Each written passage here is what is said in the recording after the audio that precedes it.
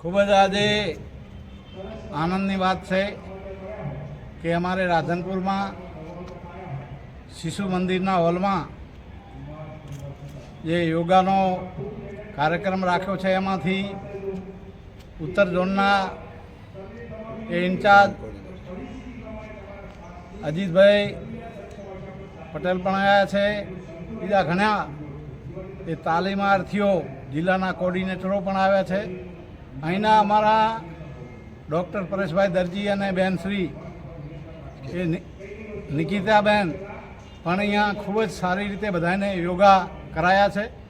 કારણ કે આપણા યશસ્વી વડાપ્રધાન અને વિશ્વ નેતા જેણે 21મી જૂને યોગ દિવસ જાહેર કર્યો અને આંતરરાષ્ટ્રીય એ યોગાનું આખા વિશ્વએ સ્વીકાર્યું છે, એવી રીતે આજે અમારા રાધનપુરમાં પણ મોટી માત્રામાં બહેનો ભાઈઓ સાથે મળીને આ યોગનું ખૂબ જ આયોજન કર્યું, સુંદર, અને ખૂબ જ લોકોને એમાં રુચિ છે.